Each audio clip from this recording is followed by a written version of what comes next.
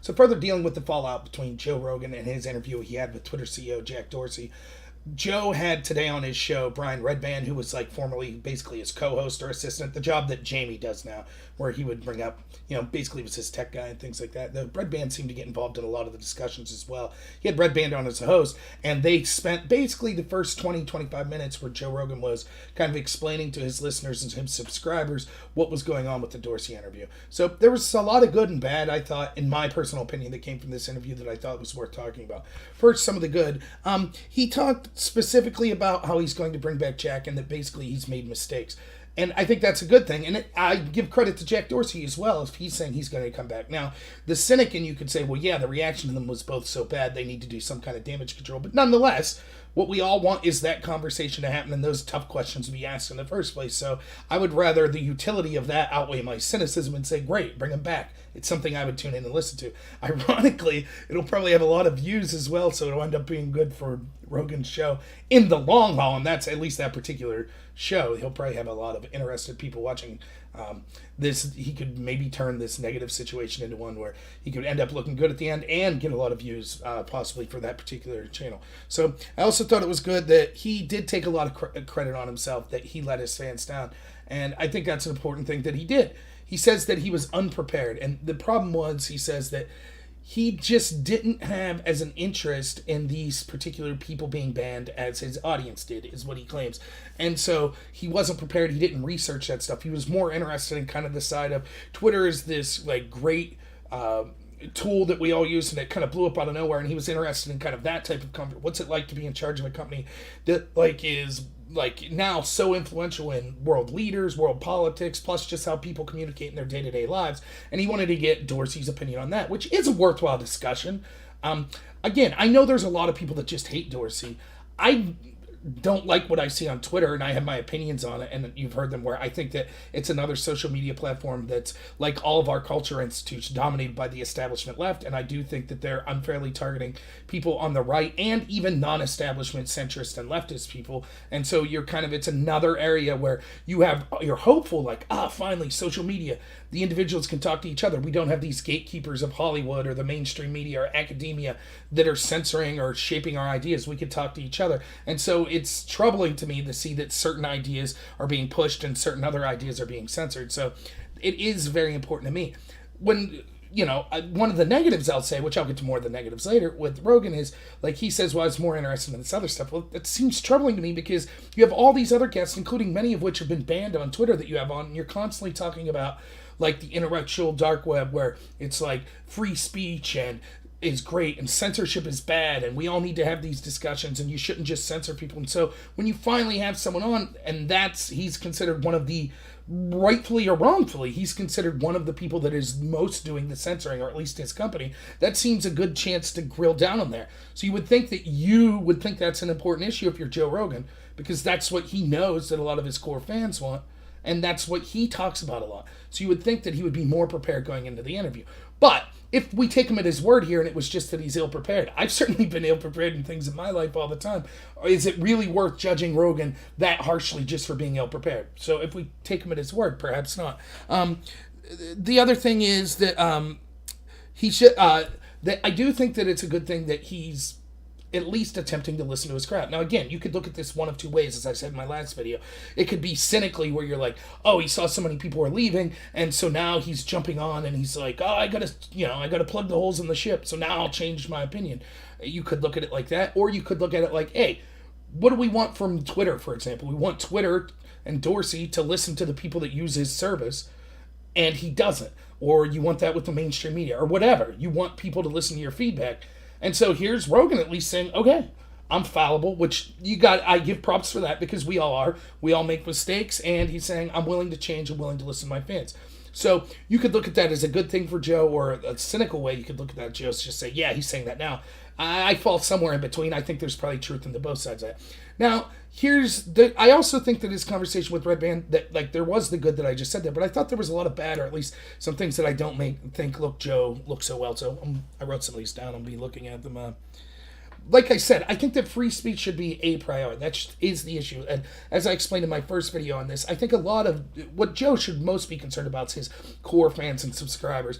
And I fully admit, I'm not one of them. I'm someone who maybe watches 1 in every 10 of his videos.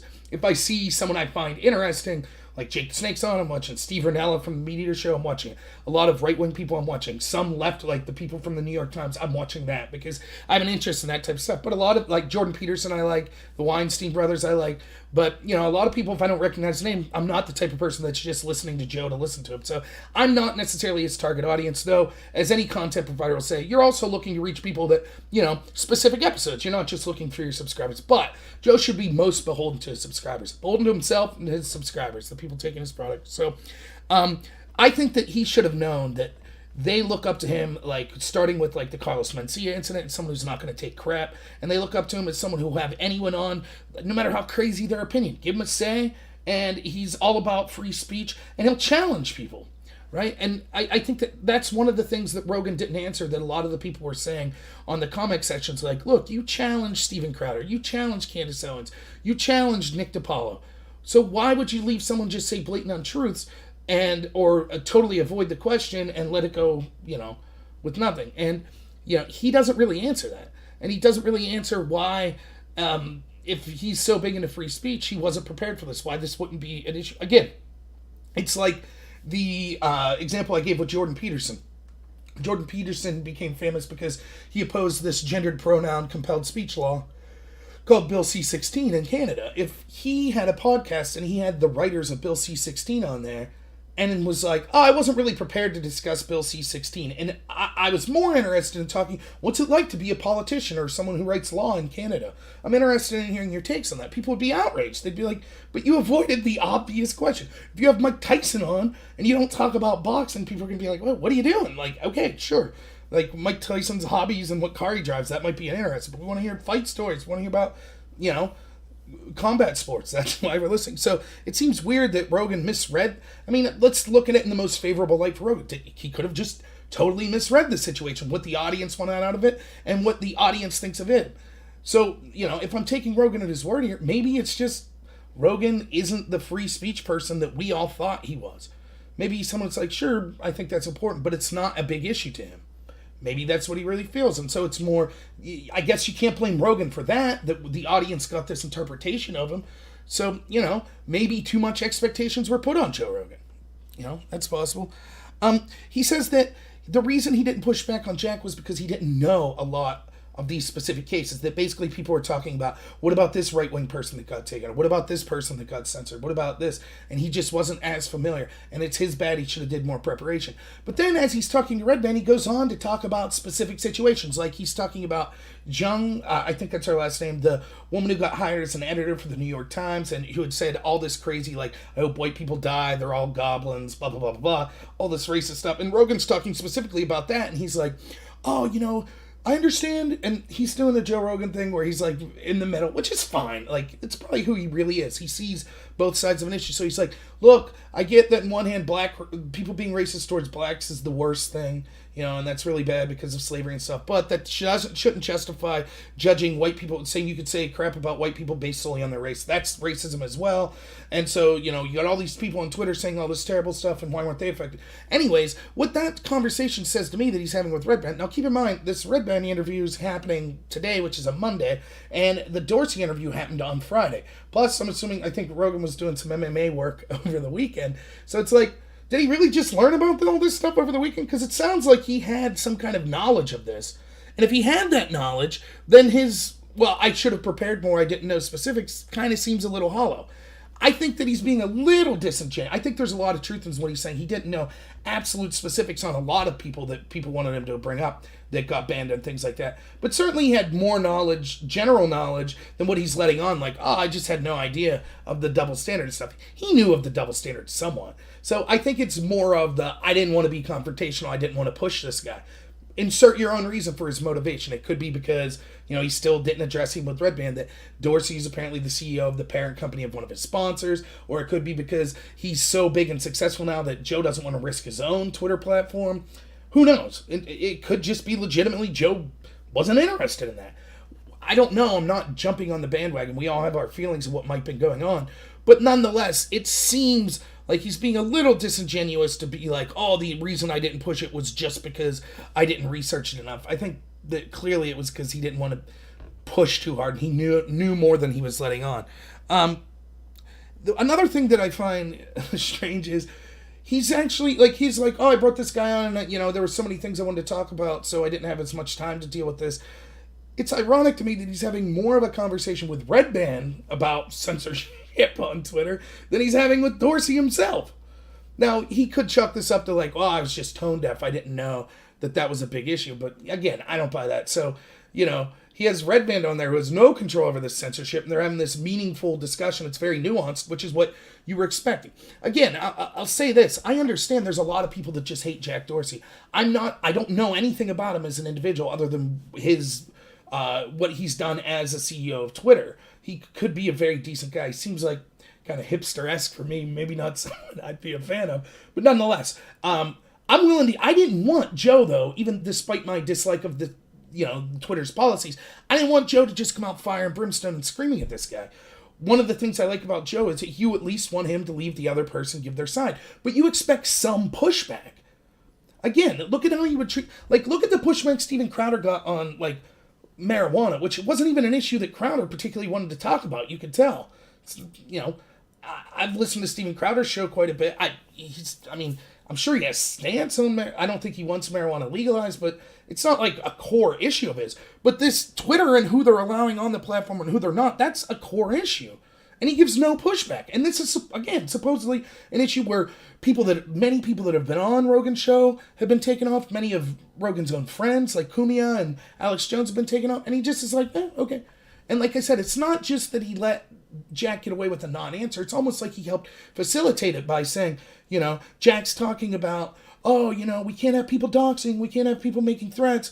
And Rogan's like, well, what about Kathy Griffin threatening these kids to dox them, And Jack Dorsey's like, well, sometimes it's tough. And Joe jumps right in and is like, oh, but you guys did ban the account that had the basically selective footage of the Native American banging the drum. And so it was like Joe was helping him get it out. Not just that, Joe how did Joe, it's funny that Joe knew that particular. He was researched enough to know that, but he doesn't feel comfortable enough to, make the easy point, dude, you had an adult threatening to dox kids, period.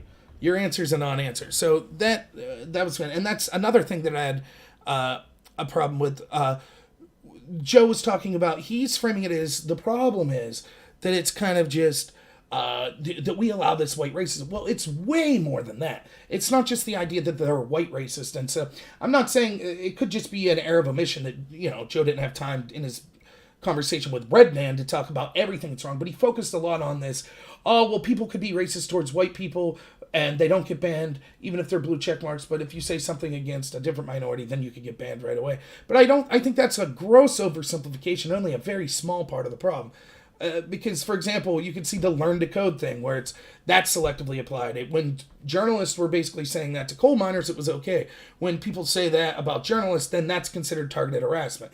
And the idea of what is targeted harassment, if I say about a group of people that were laid off, haha, you got laid off, is that targeted harassment? So that will be enforced. But if I say about a specific kid that smirked that I hope he's putting a wood chipper, that's not targeted harassment? That's the kind of double standard. So it's not just a matter of this racism. It's the calls for doxing. It's the insulting people. It's the saying violence about people. And yes, there is the it's okay to be racist to one group of people. That's all lumped in. But I just hope this isn't something that, again, that I'm really criticizing Joe for. But I hope that it seems a little tone deaf. And I hope if he has Jack back on, he realizes it's more than just that. And it comes away as, again, Joe, to me, it's not he's selling out by what he's saying to Redban here, but it's more of do you still know what the issue is? Did you listen to your audience? Do you know why they're upset? And I'm worried that maybe he didn't. Maybe he doesn't know exactly what's going on. And that's further buttressed by the fact that he says that, I understand it's it's a lot of Pepe people, it's a lot of alt-right. Now, he does his best to not ostracize them because he's like, I get it. I get the fun of the Pepe thing. It's not for me, but I get it. So he's not, in this instance, he's saying, oh, it's alt-right people that are mad, but he's trying not to ostracize them too much. And I think that's totally wrong. I'm certainly not alt-right, and I kind of had a problem, but there are also people that aren't conservatives that had a problem with this. There are plenty of people that are centrist, that are left-leaning, that don't like this type of censorship that's going on social media. There are plenty of people that are left-wing and centrist that they themselves are being censored. You have people like Jimmy Dore, for example, that talks a lot about his videos being demonetized. Granted, that's YouTube, but you see what I'm saying. He's a left-wing, like Bernie supporter mostly, very progressive, anti-war. Kyle Kalinske, you have people like that are being affected by social media and sometimes places like Twitter, like whether it be just being banned from it or being shadow banned where their posts aren't showing up to other people. And so it's not just an alt-right thing. And I think that Joe's missing that.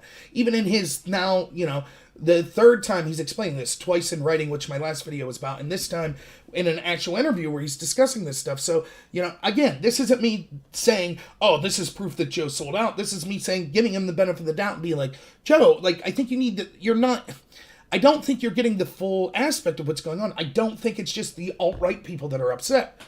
And the last thing is, despite all that, let's say that Joe's right that he didn't do enough research going into this, which is entirely believable. I'll take him at his word.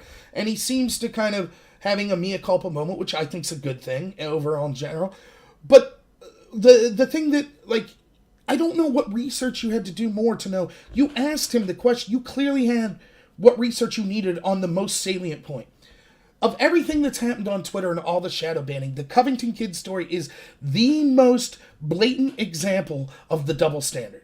Because everything's lined up perfectly to show the hypocrisy.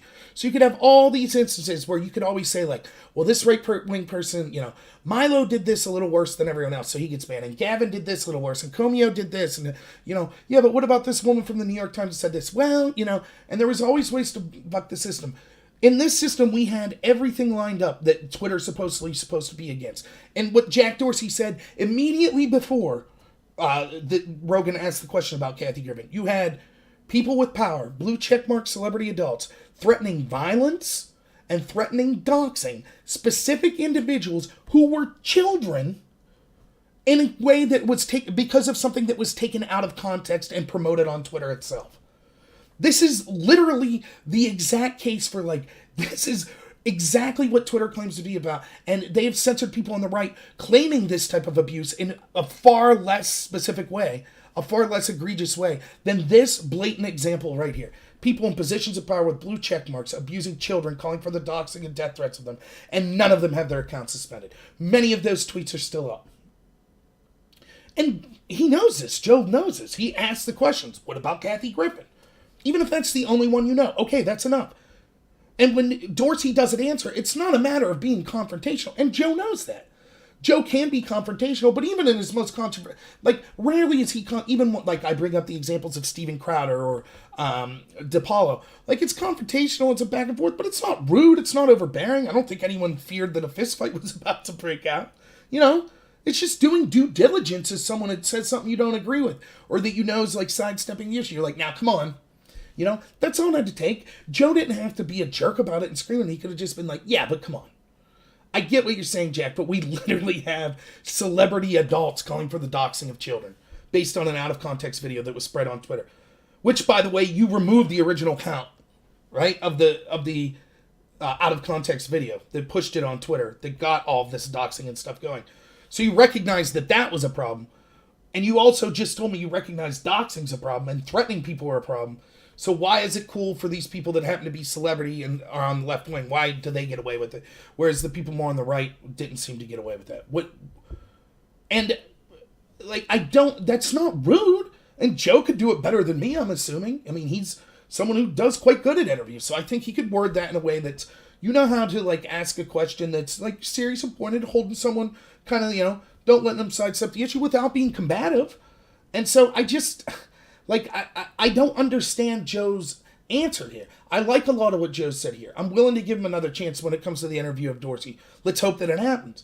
But I don't understand your answer. It seems unresponsive, and it seems a little tone deaf where it's it's just the alt-right people are mad. Yeah, I didn't research enough, but I don't know. That doesn't answer it to me why you didn't keep pressing on the Kathy Griffin issue. I mean, to me, it's either we take your explanation it just doesn't mean that much to you. And okay, I guess that's not your fault. But I think that's disappointing to a lot of your fans that thought you stood for like the idea of being against censorship, or you didn't want to push Jack. You didn't care to get a real answer for some reason or another. And that's a whole nother ball of wax for the reasons I gave. Now, there is one last thing I want to say as a recommendation to Rogan, which, what are the chances he's going to hear me? I'm a guy with 300 subscribers. I get that. But he talks about how Jack is willing to come back, but he wants to bring someone else for Twitter who's kind of more, knows more about why these specific people are banned. And so it sounds to me like this is what's going to happen. And this was kind of my worry when I first heard that Jack's going to come back, where it was like, well, yeah, give enough time for his PR people to kind of come up with the answers. But on the fly, it's like, Jack, why did this happen? Why did that happen? And you could even see it when he asked Jack, like, why was Alex Jones banned? And Jack's like, I don't really know. It seems to be that should have been something that Jack was prepared to answer. He knows he's going on a show with Alex Jones' friend. It was a big deal. But, so now it seems like, yeah, anyone can answer a question when you have a PR team behind you. But still, that's fine. So it sounds like, though, what's likely to happen is Joe's calling for a list of specific cases, and then he says, this guy's going to bring on someone that'll know more about those specific cases. So it sounds to me like Joe and Jack are probably going to talk to each other before he comes on and be like, here are the specific cases I'm going to ask you about. On one hand, that's a good thing because maybe then Jack could give us the specifics on each of those cases in a better fashion by bringing on someone. That's good. But on the other hand, isn't this kind of what the criticism of what this first interview seemed like? Like it was a bunch of pre-canned questions, like Jack knew everything that was going to be answered and had kind of these PR-type responses to it. So, I don't know. There's a danger of that happening again. I guess we'll have to see how it plays out. My suggestion, though, is if Jack's going to bring on basically an expert, a PR person, then I believe there should be a free speech advocate who's an expert who knows a lot about these specific situations, whether it be some kind of free speech lawyer or someone who's been on this, like, whoever. It doesn't have to be someone like over the top like Mark Dice or someone, but you could have someone on there that's like been critical of a lot of these decisions. If Jack's going to have someone there to be able to be an expert, why should it be 2-on-1 with Rogan? Let's have someone from the opposite side then. Come on. Let's have Alex go on. Let's have Alex Jones go on. That might get out of control, obviously. But you know what I mean. You could have someone who's civilized, who's not going to be sitting there screaming and being combative. That'll be like, no, I'm going to give some pushback here. So it's not just two guys talking to Rogan who's not a professional and doesn't, as he's already said, he didn't do a good job of research in this first case. So let's make sure we have someone there with research in the second place. Just a suggestion. So at the end of the day, I didn't feel that his conversation with Redban was too disingenuous. I think that there was a lot of good said in it. I think it does, for me, it's helped alleviate somewhat, but there's still a lot of questions I have, and I'm still worried that Joe doesn't understand exactly what his audience was upset about, because he keeps thinking it's just like an alt-right issue or something. It's not. And ironically, Joe's someone who quick to tell you in other incidents, these types of labelings like this and just labeling things alt-right is a bad thing to do, and people are unfairly smeared. And again, he's not saying alt-right and then saying screw the alt-right. He's going out of his way to say, I understand a lot of what the alt-right does.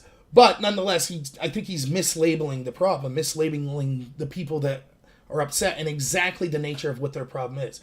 Again, for me specifically, and I know we each individually have things that we would like to ask Jack, or we have things that upset us that Twitter has done. But for me specifically, the Covington issue is it. Like, I'm less interested in, like, why exactly was Cumia kicked off? Why exactly was Gavin kicked off? To me, it's like, okay, you kicked those people off. My question is, then why weren't these other people kicked off? My preference would be none of them kicked off.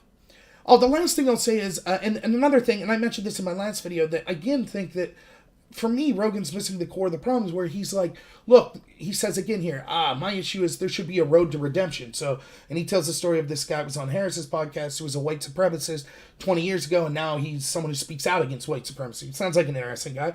But it's like, well, if he got banned from Twitter because you're a white supremacist today, but now 15 years from now you're an anti-white supremacist, should you still be banned from Twitter? And that's a fair point. But that's way down the list of priorities. The question is, why were people kicked off in double standards in the first place?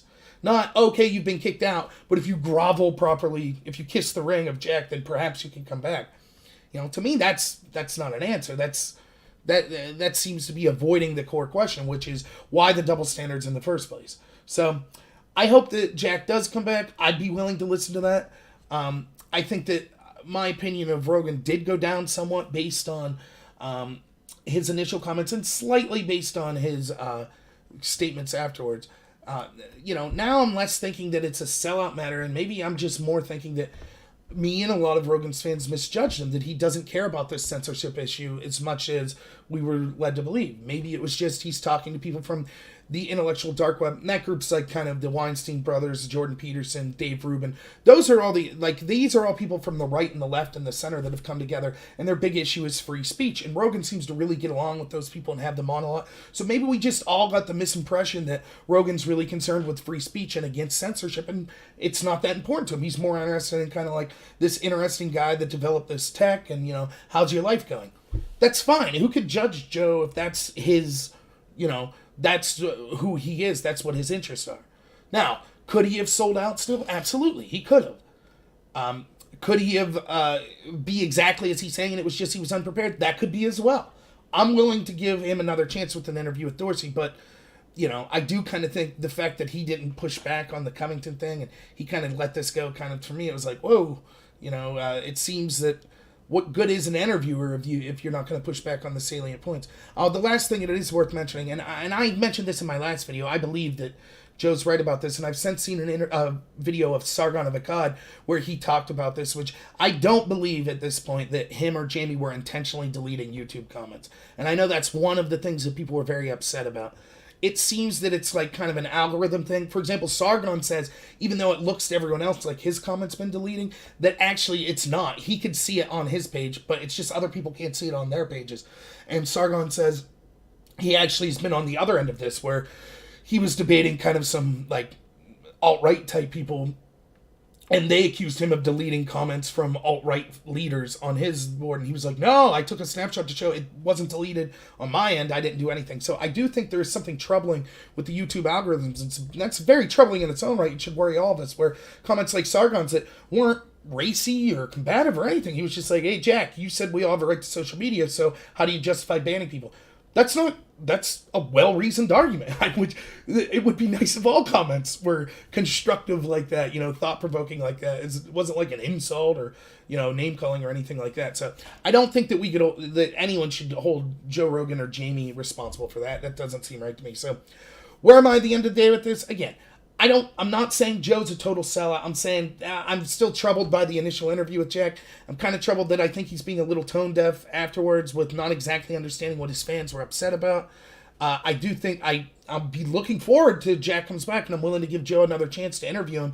But, I have questions of what that setup's going to be like. Is Jack going to get all the questions pre-planned, and just have his assistant talk or whatever? I don't know. So we'll see where it comes. But I understand people on both sides of the issue. I understand the people that are like, I'm really upset with Joe, I'm going to unsubscribe, because it was kind of a slap in the face if you're someone who's really concerned about censorship, whether you're centrist, right, or left-wing. And I get the people that are like, hey, so what? Joe didn't give the best interview in the world. You're going to, totally unsubscribe. You're going to totally ignore him. Now I think he's a sellout or a bad person. I don't think so. So I get both sides of that. I've given my own opinions on it. So I hope it was helpful. And I also recommend, don't just listen to some, fat guy like me to give you your opinions. You can check out all this information. Check out his interview with Redban.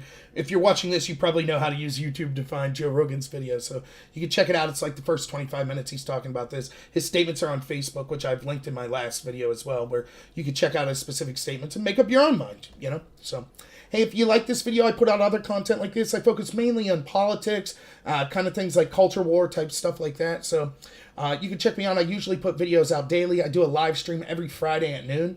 So feel free to check me out, subscribe, hit the like button, and have a good one.